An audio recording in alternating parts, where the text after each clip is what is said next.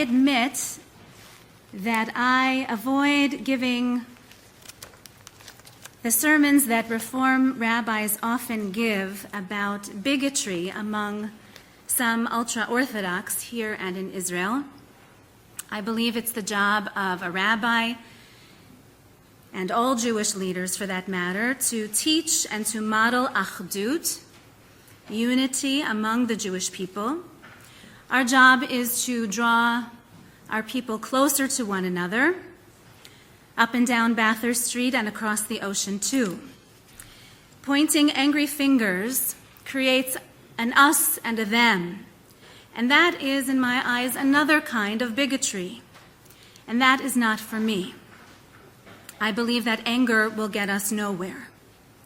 As it is written in the Holiness Code, you shall not hate your kinsfolk in your heart.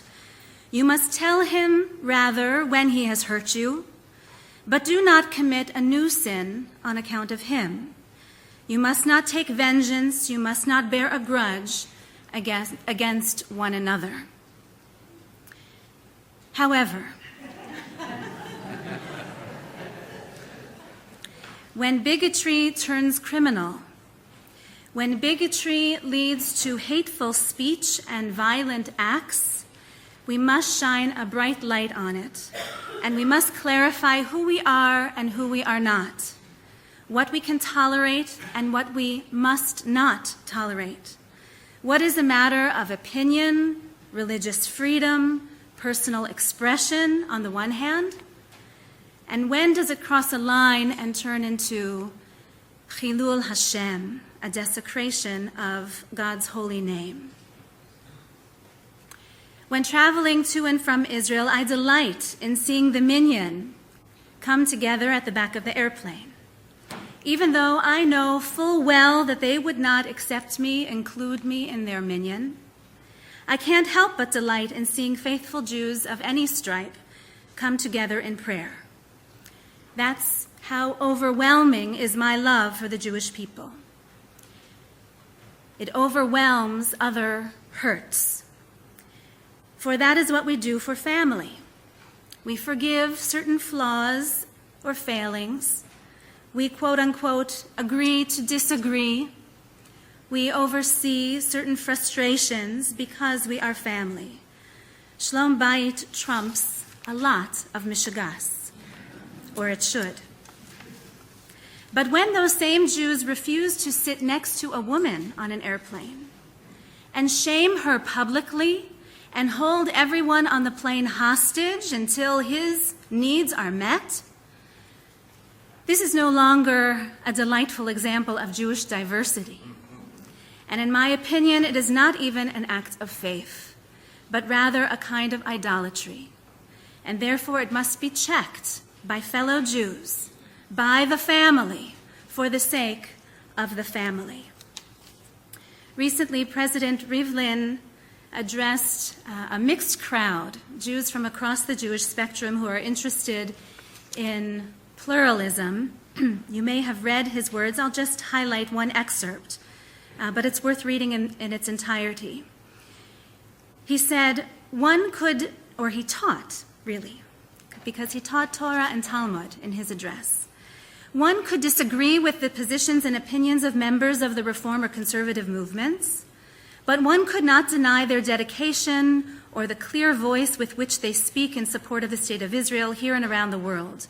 One could debate with the religious Zionist community or with the kibbutz movement, but one could not deny the contribution of these movements to the building of the State of Israel, to its well-being and security. We must not forget for a moment that fierce debates are the sincere and genuine expression of a concern for all of us, Orthodox, Reform, conservative, and secularist, for the present day and for the future of the Jewish people. I am, Rivlin says, I am of the opinion that we should not want to blur these differences in the name of a false unity. We need to learn not how to agree with each other, but rather how to disagree with each other. It is called the Wailing Wall because at that holy site the Jews have poured out their tears in prayer over the centuries. But today It could be called the Wailing Wall because the wall herself weeps. The Kotel weeps over how we have turned that holy site into a battleground. Women hiss at women for not covering their bodies from head to toe. Women spit at women who wear a talit. Men throw chairs and worse at fellow Jews for passing the Torah from one to another, for singing the Shema in a full voice. In any other country, we would call that what it is: anti-Semitism, Jew hatred. And in any other country, we would demand police protection. In any other country, we would demand laws of religious freedom. But in Israel, Jews are not protected from such bigotry. In the Jewish state, the law does not yet provide freedom of religion. This has to change.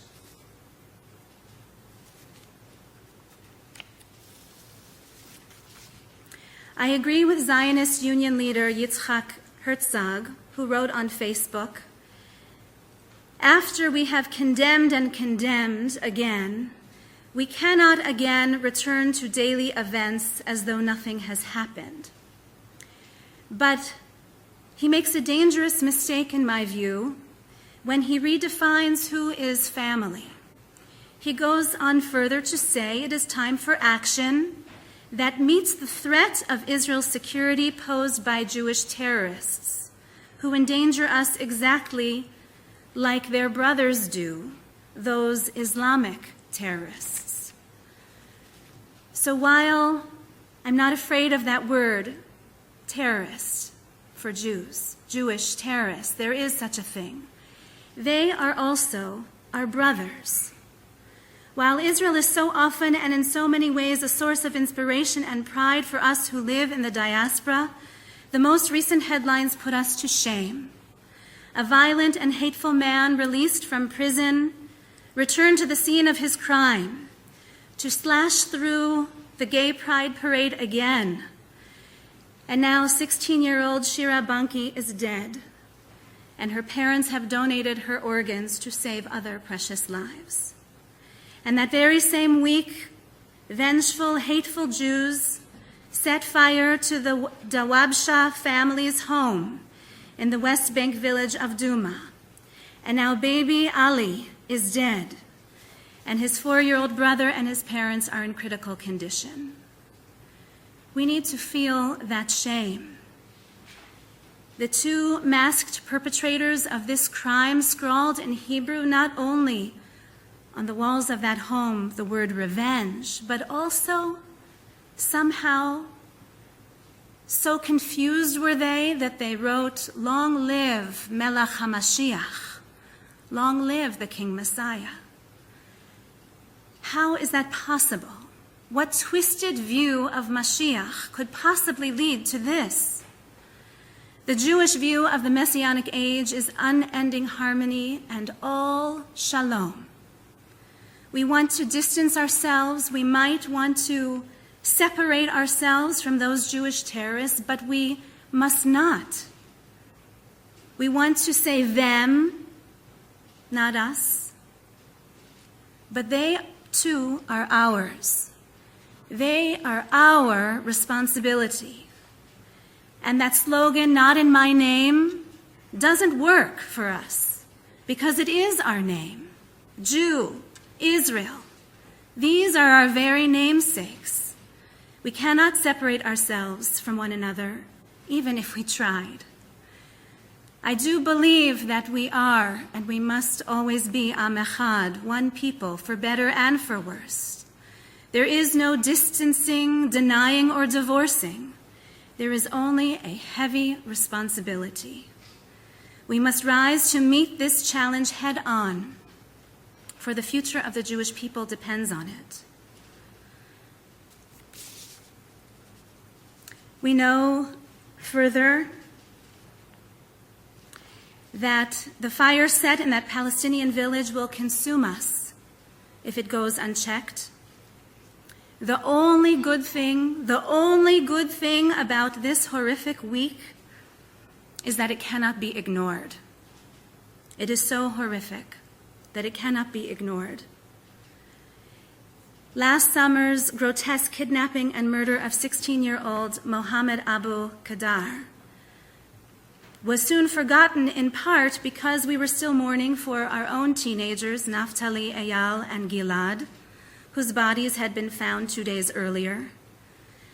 But mostly, it seems, because the war that terrorized that whole country was raging last summer. And it is difficult to protest from a bomb shelter.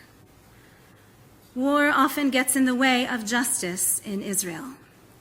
But thank God this summer is quiet, and so Israelis are protesting by the thousands in cities and in small towns throughout the country.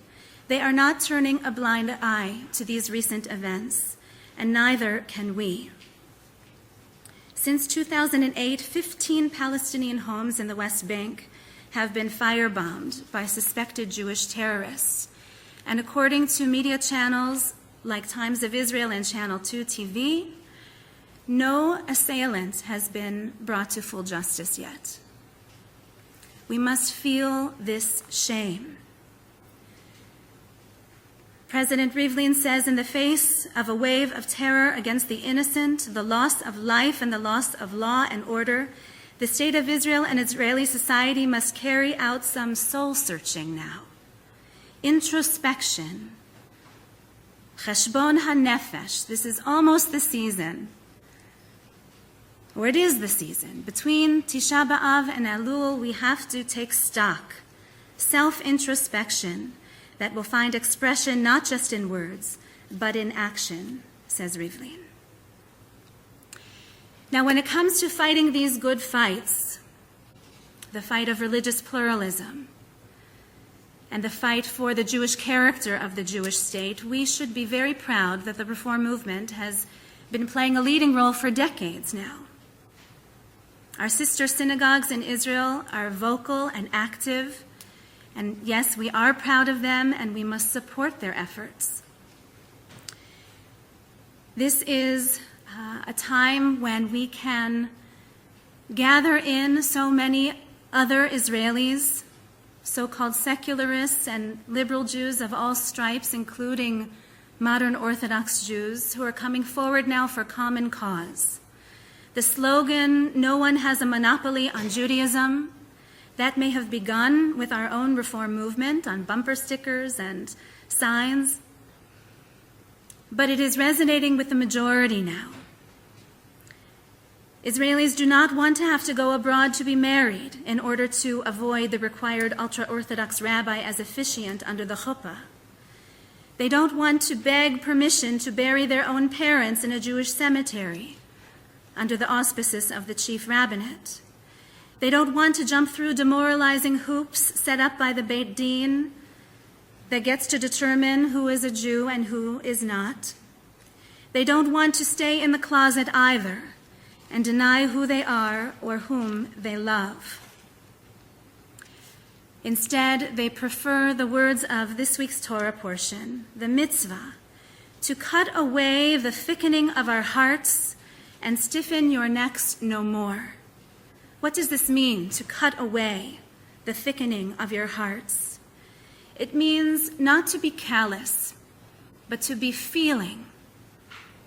It means to have empathy, one for the other. And what does it mean to stiffen your necks no more? This means not to be stubborn, not to deny our own ability to be flexible and to turn our heads to the right and to the left and to see people, to really see the people who sit on the right and on the left of you. Be willing to bend and to discover new paths and explore new directions. Let your feet follow where your eyes fall. Just 3 weeks ago, I was privileged to sit in good company. Just 6 of us gathered with Natan Sharansky when he was here in town. I was together with Carol Sterling, our own congregant and board member, who is also the chair of the World Union for Progressive Judaism. And our own Les Rothschild was there, immediate past president of Arts of Canada.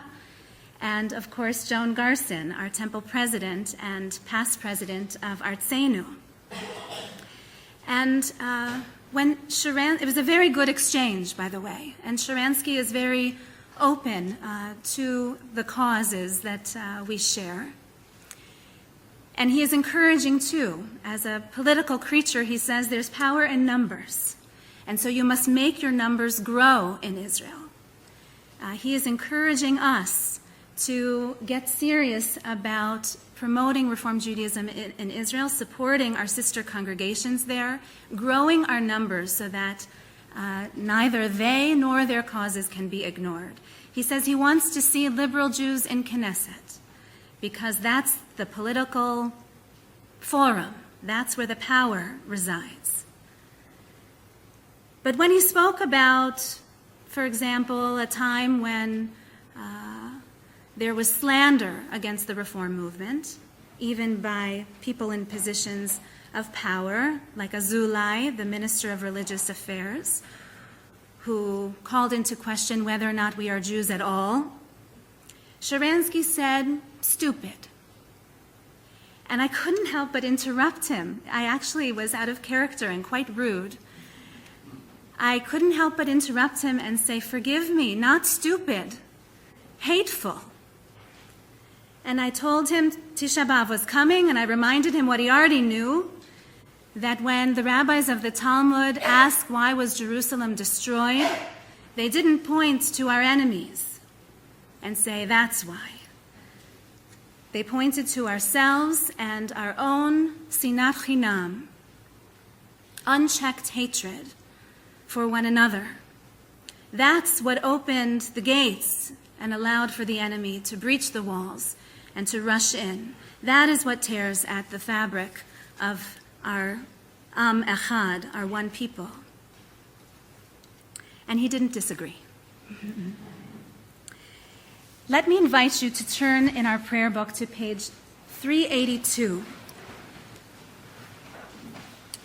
The state of Israel does not have a constitution, but we do have a sacred text that we turn to for guidance about what Israel must become. In English, it's referred to as the Proclamation of Independence, but in Hebrew, it's called a Megillah, Megillat Ha'atzma'ut, the scroll, the sacred text of our independence. Let your eyes fall on page 382 towards the last paragraph there. The state of Israel will be open to the immigration of Jews of all countries and of their dispersion, will promote the development of the country for the benefit of all its inhabitants, kol toshaveha, that means everyone who lives in the land of Israel, will be based on the principles of liberty, justice, and peace as conceived by the prophets of Israel, will uphold the full social and political equality of all its citizens without distinguishing religion, race, or sex, will guarantee freedom of religion, conscience, language, education, and culture, will safeguard the holy places of all religions, and will loyally uphold the principles of the United Nations Charter. And then it goes on to call upon us, which is very interesting. I don't know any other Declaration of Independence or constitution-like document that actually addresses citizens of other countries. But Israel's does. It speaks to us directly. Our call goes out to the Jewish people all over the world to rally to our side in the task of immigration and development, and to stand by us in the great struggle for the fulfillment of the dream of generations, for the redemption of Israel, Geulat Yisrael. We have to work for it. Redemption does not come easily. Let me conclude then with that vision of redemption that comes in this week's Haftarah portion. Let it bring comfort, a kind of nechemta after Tisha B'Av, reminding us that sinat chinam will not win in the end, but the ability to see one another and to embrace one another. Isaiah spoke in God's name, saying, "Listen to me, you who pursue justice. Shim'u elai rodfei tzedek, all you who pursue justice, all you who seek the eternal God, mevakshe Adonai. Look to the rock from which you were hewn. Look to the quarry from which you were cut. Look back to Abraham your father and to Sarah who gave birth to you. When I called upon Abraham, he was just one, but I blessed him and made him many. Ki nicham Adonai Tzion, just so the eternal God will comfort Zion. Nicham kol chorvoteha, comforting all her ruins, all her shambles and shames. Vayasem, and God will make her wilderness, will make her wildness like the Garden of Eden, and her desert like God's garden itself. Sason v'simcha yimatze va, there is where joy and gladness are found. Todah v'kol zimra, thanksgiving and the straining, striving voice of joyful song. Ken Yehi Ratzon, may it be our will and God's will as well.